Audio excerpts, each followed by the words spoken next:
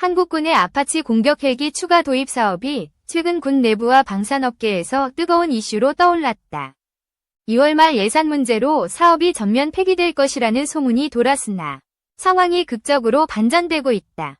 보잉이 한국을 붙잡기 위해 파격적인 제안을 내놓고 있다는 소식이 들려온다. 한국은 이미 36대의 아파치 가디언 헬기를 2017년 저렴한 가격으로 도입한 바 있다. 하지만 우크라이나 전쟁, 환율 급등, 방산 물자 수요 폭증으로 헬기 가격이 급등했다. 보잉이 2차 사업에서 높은 가격을 제시하자 한국 정부는 부담을 느끼며 사업을 재검토했다. 한국에 돈이 안 맞으면 안 사겠다. 는 선언에 보잉은 위기감을 느꼈다. 보잉은 한국이 아파치 외에 선택지가 없다고 낙관했지만 한국의 강경한 태도에 당황했다. 우크라이나 전쟁으로 공격 헬기의 필요성이 대두되었지만 드론과 휴대용 대공 무기의 위력으로 헬기의 가치에 대한 의구심이 커졌다. 한국이 아파치 추가 구매를 포기하면 보잉의 수출에 악영향이 불가피하다. 한국은 대규모 아파치 운용으로 해외 홍보에 기여했다. 전 세계에서 70대 이상 단숨에 구매하는 국가는 드물며 한국은 상징적인 시장이었다. 한국이 공격 헬기 무용론을 지지하면 보잉의 생산 라인과 가격 경쟁력이 약화된다. 보잉은 한국 시장을 절대 놓칠 수 없다는 결론에 도달했다. 육군 항공학교 세미나에서 보잉은 한국이 원하는 사업비와 최신형 아파치 버전 6.5를 미국보다 먼저 제공하겠다고 제안했다. 이는 예산 문제만 해결되면 36대 이상 도입 가능성을 열었다. 북한의 산악지형과 대규모 특수부대 운용은 한국의 공격 헬기의 필요성을 강조한다. 야간 침투, 적 후방 교란, 해상 고속 침투 대비를 위해 헬기는 필수적이다. 기존 36대로는 전면전 시나리오에서 부족하다. 아파치는 적 전차 방어와 대규모 침투 작전 지원을 위해 저고도에서 전투기를 대체한다. 북한의 맨패드, 휴대용 지대공 미사일, 1만 기 이상 보유로 아파치는 강력한 방어 장비와 상황인식 능력을 갖춰야 한다. 보잉의 신형 아파치 버전 6.5는 우크라이나 전쟁 교훈을 반영해 항전 장비와 방어 시스템이 업그레이드되었다. 무인기 운용 능력과 엔진 추력 상승으로 기동력이 강화되었다. 한국이 이를 도입하면 미국보다 먼저 버전 6.5를 받을 수 있다. 보잉 내부에서는 차세대 업그레이드를 2025년 이후로 미루려 했지만 한국의 대량 구매로 즉시 신형 생산이 가능하다는 계산이 나왔다. 이는 비용 부담을 줄이는 규모의 경제를 실현한다. 한국을 위해 버전 6.5를 조기 출시하겠다는 초강수는 이러한 배경에서 나왔다. 한국 해병대도 상륙 작전 지원을 위해 공격 헬기 필요성을 주장하며 사업 규모 확대 가능성이 제기된다. 하지만 예산은 한정적이다. KF-21 전투기, 이지스함 건조, 차세대 잠수함 등 굵직한 프로젝트가 대기 중이다.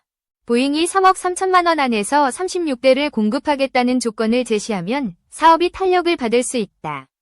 국회는 비싼 헬기 구매에 반대할 수 있으나 합리적인 가격은 이를 잠재울 유일한 방법이다. 보잉의 적극적인 태도 이유는 명확하다. 한국 같은 대량 구매 고객은 드물고 한국의 포기는 공격 헬기 가치 하락 메시지로 세계에 퍼진다.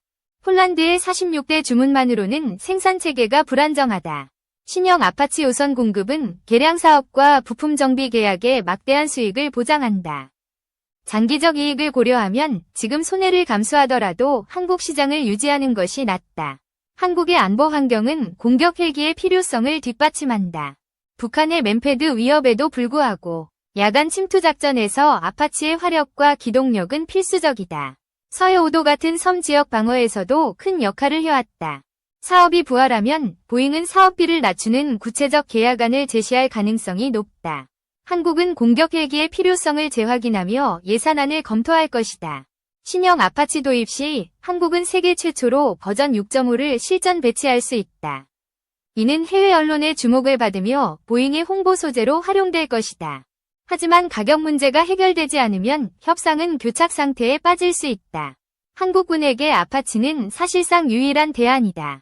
서유럽의 타이거 헬기 등 다른 대안이 있으나 아파치 운용 경험과 효율성을 고려하면 보잉이 유리하다. 사업은 보잉이 제시한 예산안에서 진행될 가능성이 크다. 보잉은 과거 고압적 태도에서 이제 사정하는 자세로 바뀌었다. 한국을 잃으면 아파치 시장과 보잉 방산 부문이 흔들린다.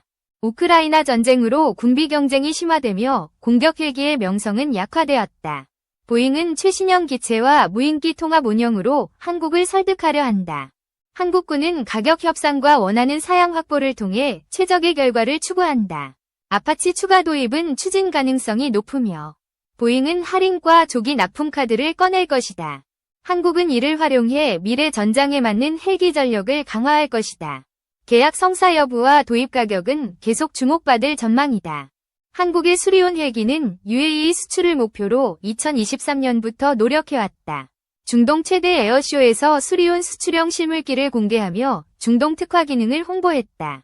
사막 모래 필터와 고온 테스트를 통해 성능을 입증했다. 수리온은 잉여 출력이 높아 사막과 고산 지역에서도 문제없이 비행한다. UAE 최대 방산기업 EDG와 기술 이전 협상을 진행 중이다. 계약은 미확정이나 협상 자체가 수리온 수출 기대감을 높인다. 중동은 헬기 작전이 중요한 지역이다. 수리온 수출 성공 시 주변국으로의 추가 수출이 가능하다. 중동은 게릴라전과 국지전이 빈번해 기동 헬기가 유리하다. 수리온은 완전 무장 병력 구에서 11명을 탑승시켜 즉시 작전에 투입할 수 있다. 수리온의 방어 능력은 체포와 플레어로 미사일 유도를 교란한다. 이는 실전에서 생존성을 극대화한다. 수리온은 한국 고산지대 운용을 기반으로 개발되어 익숙성이 뛰어나다. 50도 고온과 3000m 고지 시험을 통과했다. 수리온 수출 성공 시 소형 무장 헬기 미르온이 바통을 이을 것이다. 중동의 사막 지형은 기갑 전력을 중시하며 헬기는 이를 제압하는 최적의 전력이다. 사우디와 UAE는 아파치 헬기를 도입했지만 높은 도입 유지비는 부담이다. 미르온은 아파치를 보조하는 하이로우 믹스 전략에 적합하다. 미르온은 천검 대전차 미사일을 장착하며 1000mm 관통력으로 모든 전차를 관통한다. 헬파이어 미사일과 동등한 8km 사거리를 제공한다. 미르온의 4발 천검과 14발 70mm 유도 로켓은 보조무장 헬기로서 충분한 화력이다. 한국의 공대지 미사일 기술은 미국과 대등하다. 한국은 FA-50과 KF-21로 고정익 수출에서 성과를 냈다. 하지만 회전익 분야는 수리온 외 뚜렷한 성과가 부족하다. 수리온과 미르온 수출 성공 시 헬기 분야에서도 수출 신화를 이룰 수 있다. 한국은 차세대 기동 헬기 개발로 회전익 기술을 발전시킬 것이다. 보잉의 아파치 추가 도입 협상은 한국의 전략적 중요성을 보여준다. 한국은 가격 협상으로 최적의 조건을 얻으려 한다. 아파치 버전 6.5는 한국군 전력을 강화하며 세계 최초 배치는 글로벌 주목을 받을 것이다. 보잉은 한국의 결정을 기다리며 유화적 태도를 유지한다. 한국의 안보 환경은 공격 헬기의 필요성을 강조한다. 북한의 위협과 섬지역 방어는 아파치의 가치를 높인다.